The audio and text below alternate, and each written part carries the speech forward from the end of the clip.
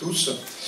Je vais essayer de répondre à ces questionnements, donc la spiritualité dans une société de consommation, et je préciserai peut-être la spiritualité, ou l'éthique spirituelle ou une éthique spirituelle dans un monde matérialiste. Pour ce faire, je vais adopter un point de vue qui est une explication de l'ordre métaphysique, c'est-à-dire d'un ordre essentiel, pour pouvoir répondre justement à une des questions qui m'a été posée, c'est-à-dire est-ce que l'appauvrissement de la spiritualité vient d'un vide intérieur de l'homme ou est-ce que ça vient de notre, ou est-ce que ça participe de notre phénomène. D'abord la spiritualité, on peut dire que c'est un mouvement qui nous relie à l'au-delà, l'au-delà étant une source suprahumaine, la source suprahumaine étant Dieu.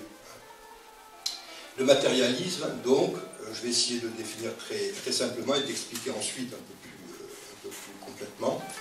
Le matérialisme est un état d'être coupé de la source suprahumaine.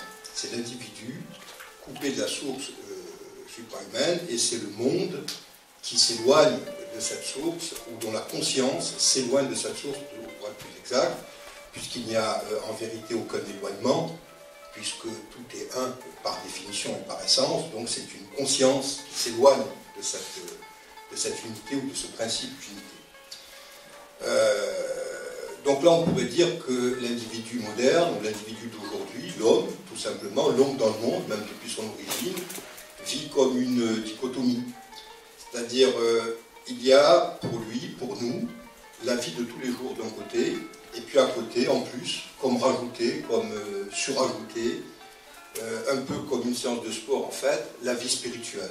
Donc il y aurait d'un côté la vie de tous les jours, ce qu'on pourrait appeler la vie ordinaire, la vie commune, et puis une vie spirituelle qui sera. Et ça, c'est dans le meilleur des cas, c'est quand l'individu, lui, a une aspiration, comme une espèce d'appel à répondant à un vide existentiel. C'est dans le meilleur des cas, parce que sinon,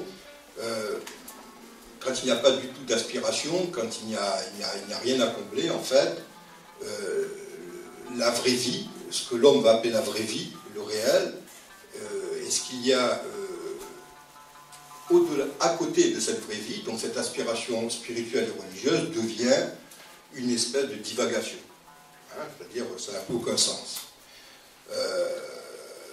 Sans aller plus en avant, on voit bien aujourd'hui ce qu'il en est, on voit bien ce que le monde, et je dis bien le monde en général, je ne parle pas de société, ce que le monde est en train de faire de l'idée de Dieu, ce que le monde est en train de faire de l'aspiration spirituelle, en essayant de couper véritablement les individus des moyens même de sa recherche spirituelle. Voilà. Ça, c'est le monde dans lequel nous sommes aujourd'hui. Mais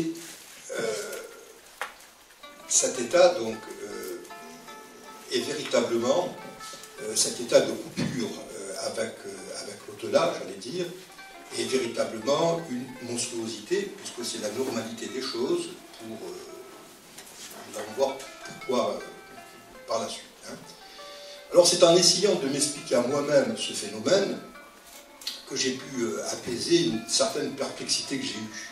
Parce que lors de mes lectures, et depuis le début de mon cheminement, qui remonte assez longtemps quand même, je me suis rendu compte que les anciens, les sages, les saints, les prophètes même, tous les sages qui vivaient il y a 1000 ans, 2000 ans, 3000 ans, etc., vivaient dans un monde dont nous rêvons aujourd'hui. C'est-à-dire que le monde auquel nous aspirons, c'est le monde dans lequel ils vivaient. C'est-à-dire ce monde de nature, de petits villages, de faune, de flore, pure, n'est-ce pas, la pure, pas beaucoup de monde sur Terre, bonnes relations, etc. On rêve de ce monde. Or, ces anciens-là parlaient du monde d'une façon beaucoup plus virulente que nous pouvons en parler aujourd'hui. C'est-à-dire qu'ils le vomissaient. Ils vomissaient ce monde et ils exhortaient tout le monde à s'en détacher, mais ils le faisaient d'une façon assez dure et assez précise. Donc c'est vrai que ça m'avait beaucoup interrogé, c'est-à-dire je commençais à répondre